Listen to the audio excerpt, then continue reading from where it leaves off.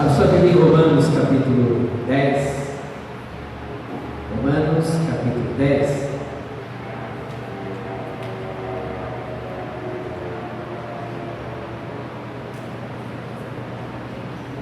Glória a Deus.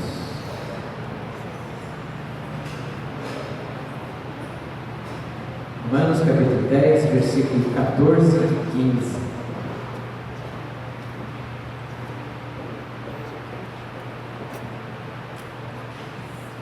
Obrigado, João.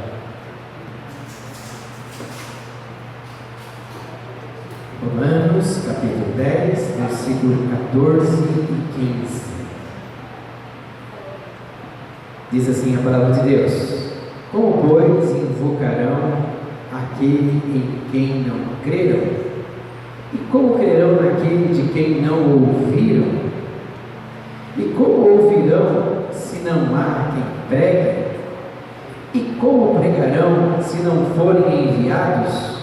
Como está escrito: quão formosos os pés dos que anunciam a paz, dos que anunciam coisas boas.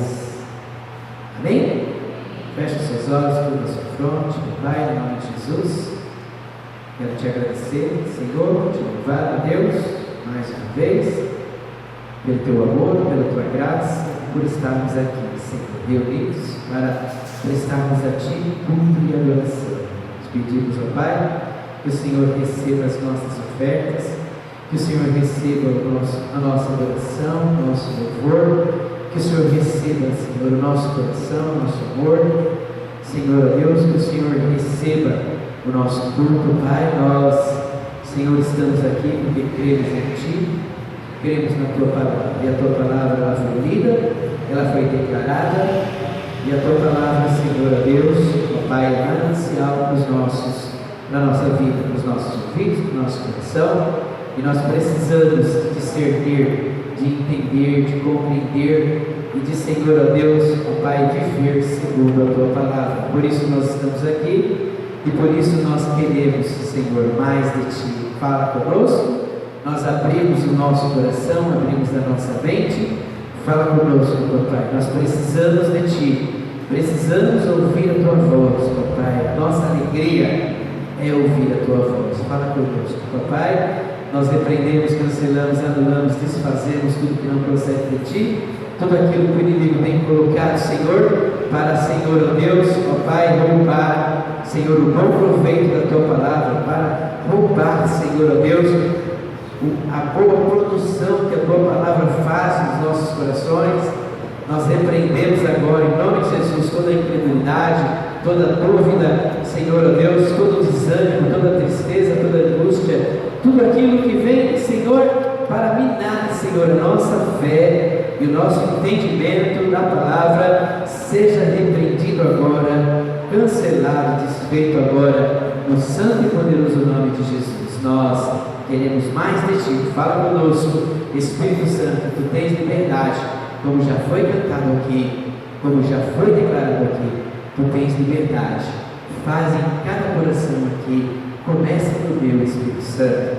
Começa no meu e faz em cada coração aqui. Eu te peço e te agradeço no nome do Senhor Jesus. Amém. Este texto, o Espírito Santo colocou como tema Evangelho, responsabilidade nossa. Nós temos uma responsabilidade e esse texto vem nos ensinar essa responsabilidade. O Espírito Santo, ele nos traz esta noite 4 perguntas. Você percebeu? Percebeu que esse texto que nós lemos tem 4 perguntas e 4 perguntas profundas, 4 perguntas muito importantes e muito esclarecedoras e muito assim nos traz também uma carga muito grande de responsabilidade. 4 perguntas que nos faz pensar e pensar no Evangelho, pensar no Reino de Deus, pensar nas nossas vidas, pensar na sociedade, pensar no mundo que nós vivemos, pensar no que está acontecendo ao nosso pensar em tudo o que nós estamos vivendo, que nós estamos vivenciando, nos leva a pensar no Evangelho que nós temos hoje. São 4 perguntas que nos levam a responder, não teoricamente. Não tente responder essas 4 perguntas teoricamente. Nós vamos pensar nelas, nós vamos refletir nelas, mas elas não são para ser respondidas teoricamente, mas sim na prática. São perguntas que nos remetem à prática, que nos leva a praticar, e não a somente pensar, a somente entender, a somente compreender, a somente pregar, a somente falar, a somente admirar, mas sim praticar.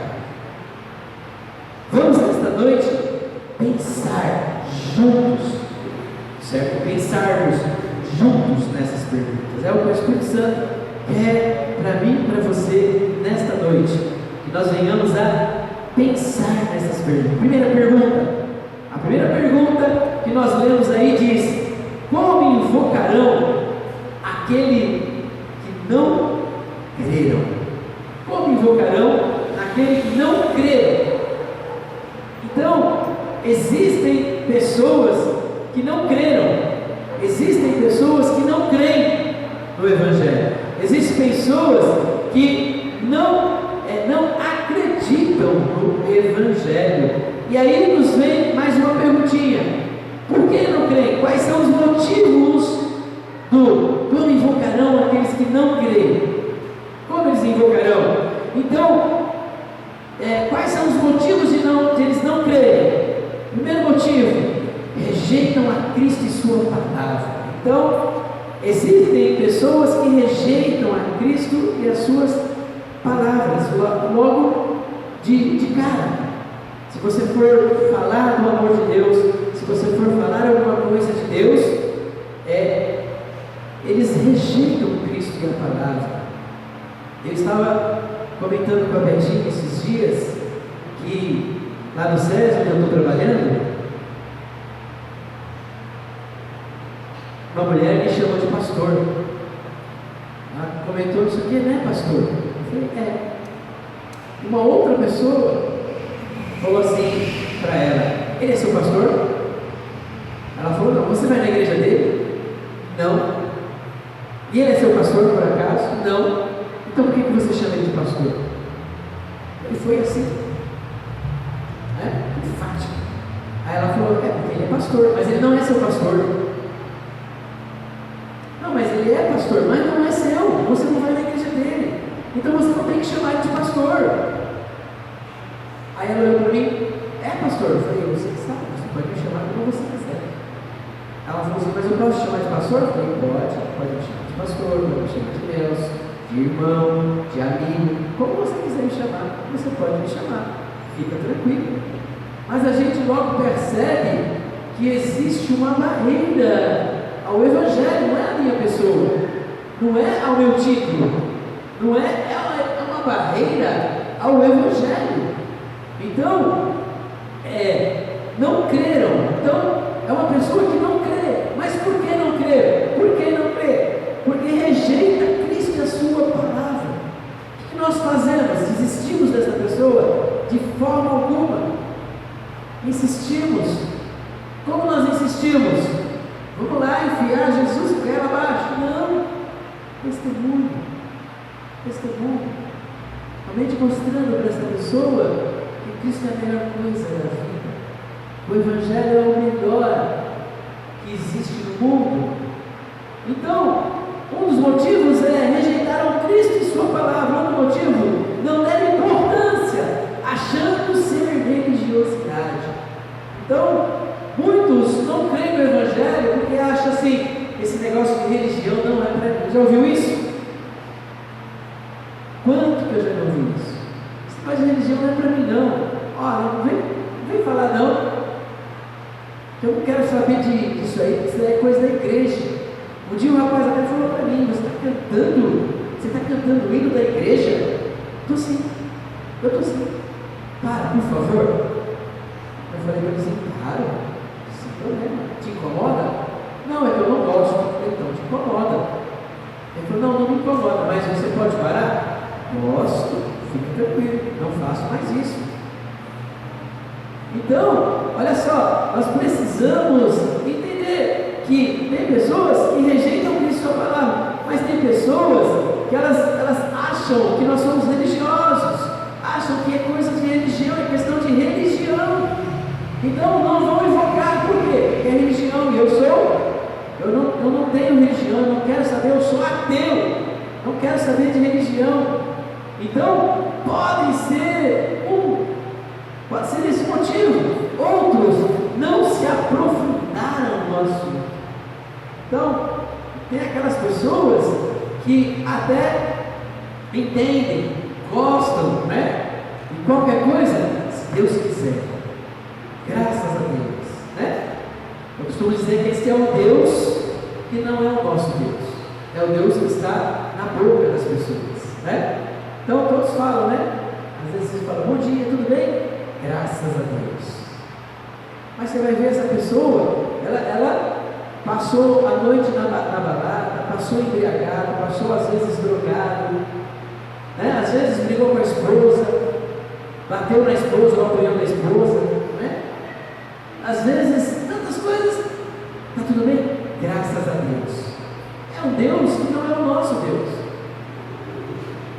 Não é o nosso Deus. É o Deus dos lábios das pessoas. É o Deus do mundo, o Deus que está aí. Se Deus quiser, eu vou conseguir ficar rico. Ah, coisa louca. Deus jamais quer que você seja rico. Desculpa, você está aqui para ficar rico? Não vai ficar.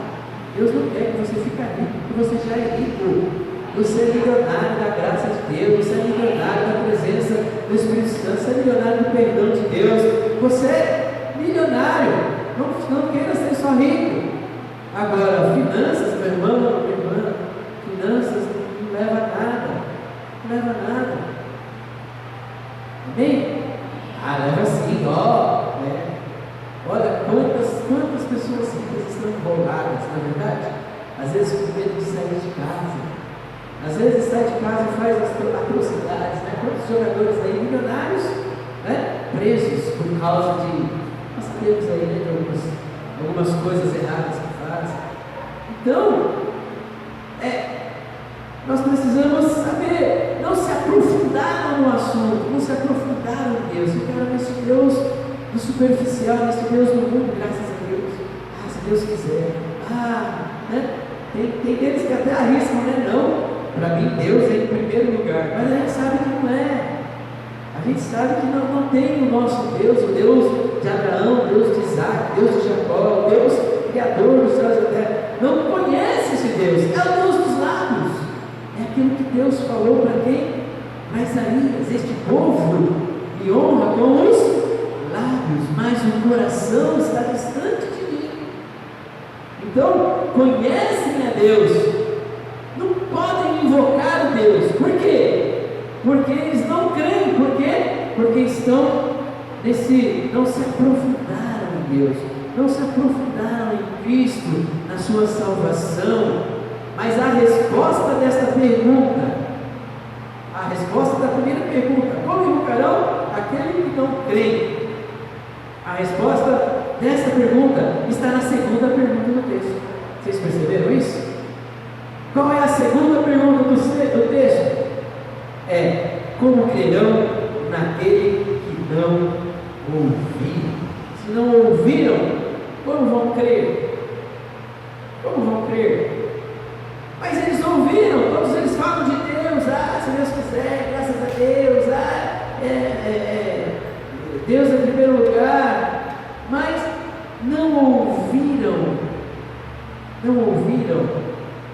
a mensagem clara, a mensagem límpida. Não ouviram. Então, o Evangelho, ele pode até, o nome de Deus pode ter até chegado, mas não chegou como o Evangelho. Pode até ter chegado, mas não chegou da forma para surtir o efeito. Então, o Evangelho ainda não chegou a todos, nem no Brasil. sabe que eu sou a favor de missões transculturais, sou a favor de missão cultural, sou a favor, mas nem no Brasil ainda o Evangelho não alcançou todos. Por quê? Porque talvez eles até falam desse Deus do mundo, mas não conhecem Jesus, não tem intimidade com Jesus, não tem vida com Jesus, não tem profundidade com Jesus. Às vezes, pasmados ficamos, mas às vezes estão até nas igrejas evangélicas, mas não tem profundidade com Cristo, não tem profundidade com Jesus, não tem profundidade com a palavra, não tem conhecimento da palavra, de forma que qualquer vento de doutrina leva para outro lugar, qualquer vento de doutrina leva para outra religião, para outra seita, para filosofias e tantas outras coisas. Quantos pastores nós não ouvimos dizer que deixou de ser pastor para ser pai de santo? Quantos padres não desistem de ser padre para ser tantas outras coisas? Por quê? Porque o Evangelho eficaz não chegou aos ouvidos, não ouviram, somente escutaram. Nosso livrinho de consolidação ensina isso. Escutar é entrar por aqui, sair por aqui, e não fez efeito. Ouvir é entrar por aqui, descer aqui, subir aqui, surtir efeito na nossa vida. Então, o Evangelho, que é só escutado, ele pode até fazer com que a pessoa seja um admirador, seja um crente por um tempo, mas não faz dele um filho de Deus, não faz dele um inabalado, um filho inabalado, um filho que permanece, um filho que prevalece, um filho que fica firme em Cristo Jesus. Então, escutou, mas não surtiu efeito. O Evangelho, para surtir efeito, tem que ser ouvido, entendido e sentido. Eu preciso ouvir, entender e sentir. Se eu só ouvir e não entender, eu apenas escutei a palavra, não ouvi. Se eu ouvi e entendi, eu estou ficando um teólogo aí, eu quero estudar, eu quero saber de tudo, eu quero, mas não vai prevalecer. Quantos irmãos não estudaram comigo? Quando comecei teologia, a sala era 48 alunos, era difícil achar uma cadeira para você sentar. Ao terminar, éramos 8 alunos. Então, nós precisamos entender. Se eu quero só ouvir e entender só isso, eu vou ficar um teórico. Eu vou saber tudo de Jesus, mas eu não vou ter experiência com Ele, eu não vou ter vida com Ele, eu não vou ter intimidade com Ele. Agora, quando eu ouço, tampa o ouvido, para não escutar, porque se eu não tampar, cai, tampa o ouvido, subiu para minha mente, desceu para o meu coração. Que maravilha que é Jesus, que maravilha que é essa boa notícia, as boas novas, que maravilha que é o Evangelho, aleluia. Aí surtiu o efeito, fez o que tinha que fazer, aleluia. Quem deu crédito à nossa pregação? Olha só o que Isaías dizia: quem deu crédito à nossa pregação? Então ele não falou, quem escutou a nossa pregação? Quem aí ouviu alguma coisa de Jesus? Não falou isso? Ele falou, quem deu crédito? Quem ouviu, entendeu e sentiu? Quem realmente quer mudança de vida? Quem realmente quer firmeza em Cristo. O Evangelho que surte efeito, ele traz causas de transformações. O Evangelho que eu entendi, senti, transforma a minha vida, transforma o meu ser. A Jéssica Nacela falou isso. Há diferença que está na minha vida hoje, a diferença que está hoje, a minha família, a diferença, aleluia. Então, o Evangelho, ele tem que ser, para ele ser crido, precisa ser ouvido, não somente escutado.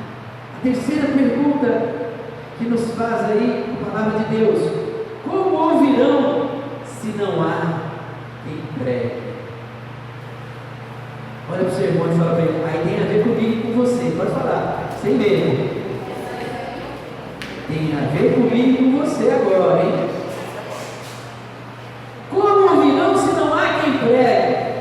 Esta pergunta nos imputa a responsabilidade das perguntas anteriores. Sim ou não? Olha só. Como ouvirão se não há quem pregue? Aí a primeira pergunta foi: como invocarão aquele que não crê? Por que não crê? Porque não ouviram. Como crerão naquele que não ouviram? Não ouviram, por quê? Como ouvirão se não há quem pregue? Então esta pergunta imputa a nossa responsabilidade. Olha para o seu irmão de novo e fala: é sua responsabilidade. Está bem, ninguém falou para mim, glória a Deus, Esta pergunta nos dá a responsabilidade de pregar o Evangelho. Como ouvirão se não há quem pregue? Se não tem eu e você para falar do amor de Deus, se eu e você nos calarmos, se eu e você não falarmos, se eu e você não testemunharmos, se eu e você não evangelizarmos, não ouvirão, não crerão, não invocarão. Então, está sobre mim e você esta responsabilidade de pregar o Evangelho. Esta pergunta faz de todos nós evangelistas. Olha para o seu irmão e fala: você é um evangelista. Você é um evangelista. Aleluia. Ela faz de nós evangelistas. Nós temos a responsabilidade do evangelismo. Nós temos a responsabilidade de evangelizar. Está sobre nós essa responsabilidade. Não tem como fugir, não tem como negar, não tem como voltar atrás. Está sobre nós. Nós precisamos pregar o Evangelho. Se eu fui alcançado pelo Evangelho, eu sei que eu devo compartilhar o Evangelho. Então, é minha responsabilidade. Por quê? Porque o Evangelho me alcançou. Eu não somente escutei o Evangelho, eu não somente escutei e entendi, mas eu escutei, entendi e houve transformação, houve mudança, houve aquele friozinho na barriga, aquele mexer nas entranhas, aquele foguinho que sobe, que não é azia, não é queimação estomacal, mas aquele fogo que sobe, que as orelhas ficam até vermelhas. Ouve! Isso faz de mim e de tu responsável para compartilhar o Evangelho. Porque se eu assim não faço, eu sou egoísta. Eu quero o reino de Deus somente para mim. E nós temos o exemplo de Israel, que foram exclusivistas, achavam que o Evangelho era só deles, que o Deus era só para eles, que o tabernáculo era só para eles, e os outros não tinham direito. Quando Deus mostrava,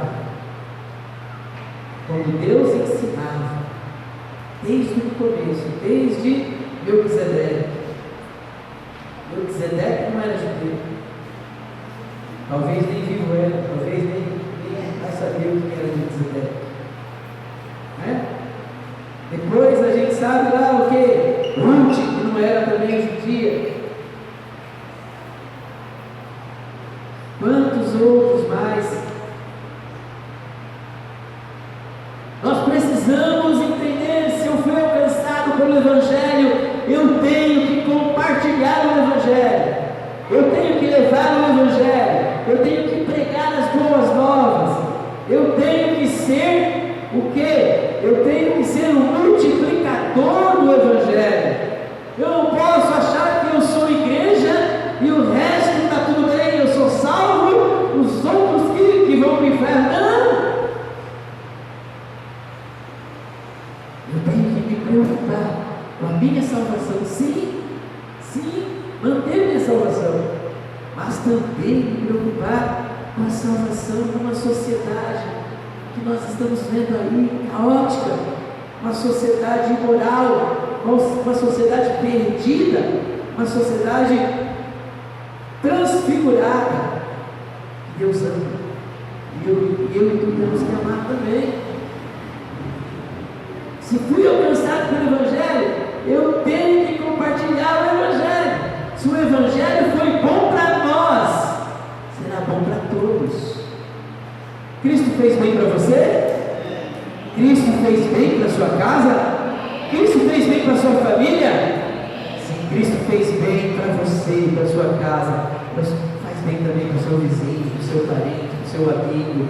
Faz bem também para o seu inimigo. Faz bem para toda essa sociedade. Por que guardar o Evangelho? Por que guardar Cristo para nós, quando nós podemos e devemos compartilhar? A última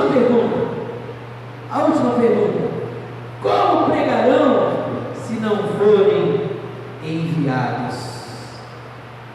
Ah, pastor, eu não fui enviado, eu não sou missionário, é só missionário que é enviado. Engano nosso. A partir do momento que aceitei Jesus, eu sou enviado. Olha para o seu irmão e fala isso: você aceitou Jesus? Você foi enviado, então. A partir do momento que eu recebo Jesus como meu único e suficiente Salvador, Ele já está me enviando.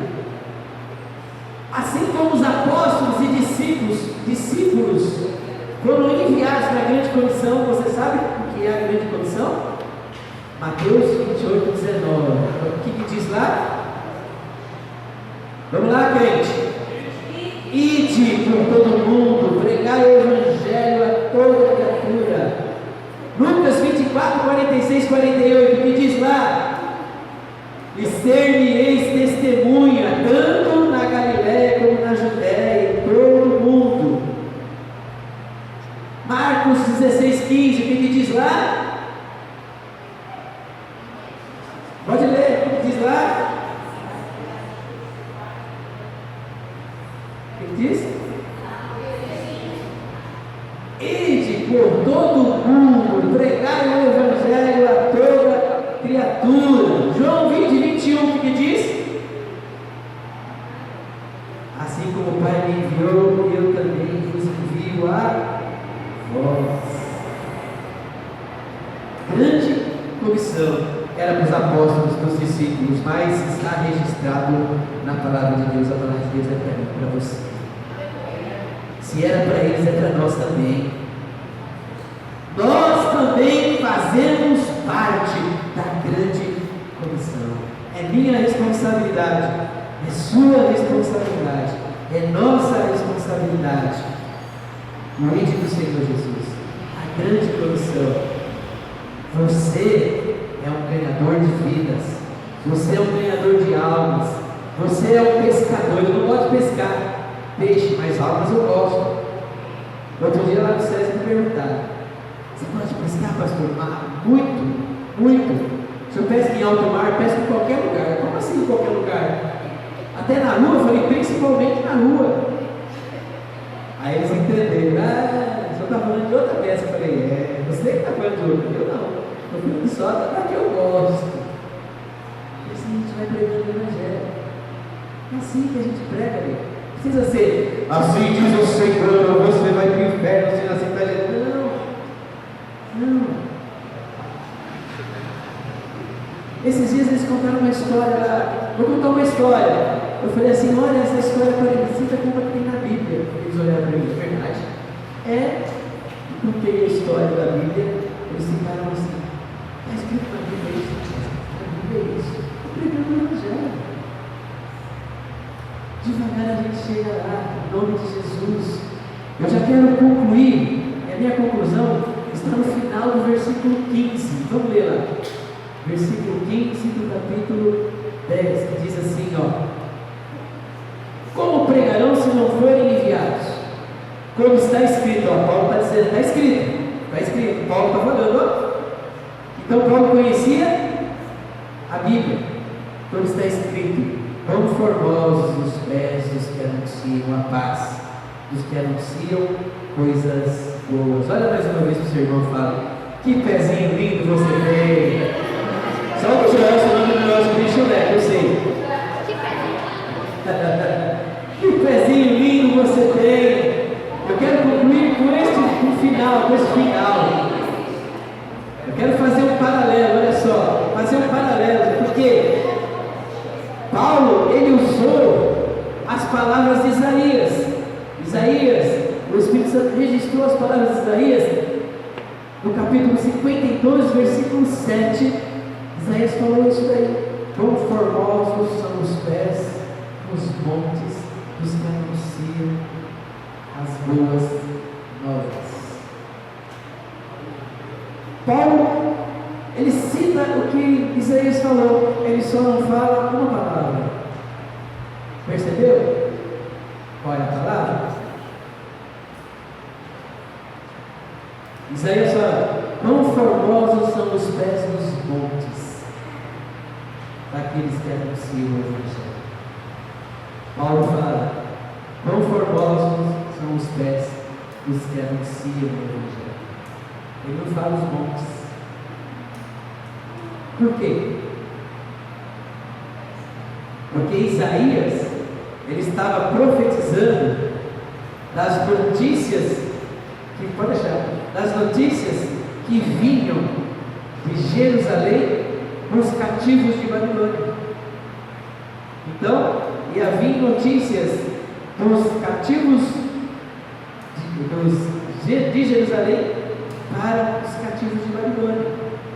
Era isso que Isaías profetizou. E aconteceu. Veio a notícia. Que notícia que veio?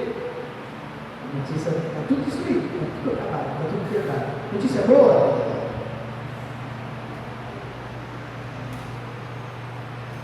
Sim, era notícia boa. Mas parece notícia ruim, mas era notícia boa. Por quê? Porque essa notícia fez um homem jejuar, orar, se entristecer, a ponto do rei falar: está doente? Você está doente? Você está triste? O que está acontecendo com você? Como que eu posso ficar feliz se o meu povo de Jerusalém está destruído, se o templo está destruído, se a cidade está destruída? Aí o rei falou: não, vai para lá, reconstrói tudo, faz o que você quer fazer. Foi boa a notícia ou não foi? Agora, Paulo, ele não fala quão formosos os pés dos montes, mas ele fala quão formosos os pés dos que anunciam o Evangelho. Por quê? De quem são esses pés? Paulo estava falando dos pés da igreja. Da igreja. Os meus pés, os seus pés. É o que Paulo estava profetizando. Então, olha só, Paulo não cita os montes como Isaías. Isaías profetizava sobre as notícias do cativeiro da Babilônia a Jerusalém. Paulo diz nos pés da igreja, não nos montes, mas em todos os lugares. Todos os lugares. Ide por todo o mundo. Sabe o ide? ele não é um verbo como o verbo do Brasil, como o verbo do português, é do hebraico. E este id, ele não fala assim, vai e faz. Este é o id, enquanto você está indo, vai fazendo. Então, isso remete a gente pensar, enquanto eu estou vivendo, eu vou fazendo. Enquanto eu estiver vivo, eu vou fazer. Enquanto eu respirar, eu vou estar fazendo. É assim que funciona a grande comissão. Então, eu quero... Paulo diz nos pés da igreja, está sobre a igreja a responsabilidade do Evangelho. Você é a igreja do Senhor? Então está sobre você a responsabilidade do Evangelho. Está sobre nós a responsabilidade do Evangelho, tanto no coletivo quanto no individual. Vós sois o templo do Senhor, tanto no individual quanto no coletivo. Nós somos templo do Senhor. Está sobre nós a responsabilidade do reino de Deus.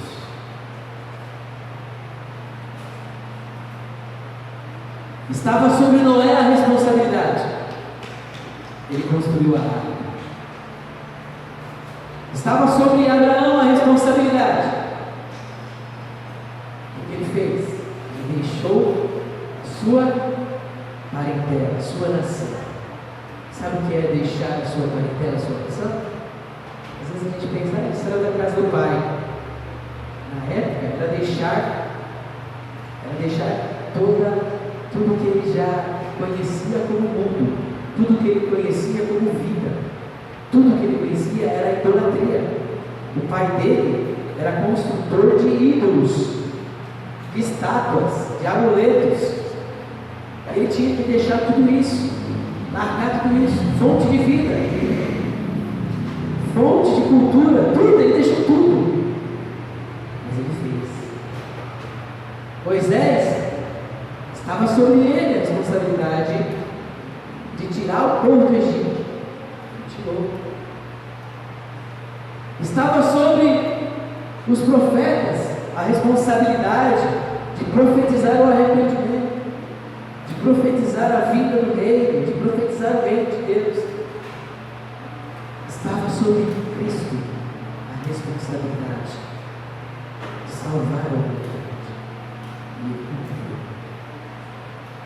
Estava sobre os apóstolos a responsabilidade do Pentecostes, da descida do Espírito Santo e do princípio da igreja. Eles cumpriram com o propósito, com a responsabilidade deles. Estava sobre os pais da igreja a responsabilidade de propagar, de continuar o ensino dos apóstolos, de propagar, de continuar a igreja. Eles assumiram a responsabilidade, cumpriram com a responsabilidade. Está sobre nós hoje a responsabilidade da igreja, a responsabilidade de nós darmos continuidade à igreja. Está sobre nós, a nossa geração, nossa responsabilidade, geração futura, nossa responsabilidade. Nós precisamos pregar o Evangelho, precisamos anunciar as boas-vindas, precisamos falar de Jesus. Está sobre nós a responsabilidade do reino de Deus, está sobre nós a responsabilidade de continuidade da igreja de Deus. O que nós vamos fazer? O que nós vamos fazer? Feche seus olhos. Aleluia. Eu quero te convidar a aceitar essa responsabilidade. Se você aceita essa responsabilidade, fica de pé em nome de Jesus. Eu quero te convidar a aceitar a responsabilidade de pregar o Evangelho. Quero te convidar a ter os pés suaves, formosos, Eu quero te convidar a assumir a responsabilidade de ser pregador da palavra, pregador do reino de Deus, pregador de Cristo, sem precisar de microfone, de público, sem precisar de homilética, de palavras belas, de teologia. Quero te convidar a ser pregador de Cristo. Quero te convidar a falar mais de Jesus e a ganhar almas para o reino de Deus. Quero te convidar para hoje orarmos juntos para isso. Você quer orar? Se você quer orar, vem para frente. Você quer orar para ganhar vida? Vem para frente. De repente, você não quer isso, não tem problema. É opção sua, opinião sua. Mas se você quer ganhar vidas, se você quer ser um pregador do Evangelho, se você quer pregar a palavra de Deus, se você quer realmente cumprir, aleluia, cumprir com o chamado de Cristo, como foi dito, se eu recebi Jesus, aleluia, eu sou o pregador do Evangelho. Aleluia. Certa vez, esqueci o nome do homem que foi assim, Spurgeon, ele disse para seu filho: se te convidarem, olha só, se te convidarem para ser o presidente do país, negue. Não se rebaixe, porque ele era pregador da palavra de Deus, ele era presidente do reino de Deus. Spurgeon falou: não se rebaixe, não se rebaixe. Você é pregador do reino de Deus, você é príncipe, princesa do Deus Altíssimo. Está sobre nós, sobre você, sobre eu, sobre todos nós, sobre a igreja, a responsabilidade de transformarmos esta sociedade, de ganharmos vidas para o Senhor Jesus. Está sobre nós a responsabilidade de mudarmos a nossa família, a nossa casa. Está sobre nós a responsabilidade. Feche os seus olhos, curva a sua fronte e fala para Deus. Faz a sua oração, mas diz assim: eu aceito, Senhor, essa responsabilidade. Eu quero, Senhor, ser instrumento. Eu quero, Senhor, ser evangelista. Eu aceito, Senhor. Eu aceito ser um pregador da Tua palavra. Eu aceito, Senhor, levar as boas novas. Eu aceito, Senhor, falar, não para as pessoas escutarem, mas falar para eles ouvirem, aleluia, entenderem, aleluia, e terem transformação de vida, de pensamento, de sentimento. Fala, meu irmão, minha irmã, fala para Deus que você quer falar do amor de Deus. Fala para Deus que você quer, com sua atitude, ser luz, com sua atitude, mostrar, demonstrar, aleluia, aleluia, que você não faz parte deste mundo, que você é do reino de Deus, que você é filho de Deus, que você é filha de Deus, aleluia. Fala para Deus que você quer ganhar uma vida para Deus, fala para Ele que você quer ganhar uma alma para Cristo, aleluia.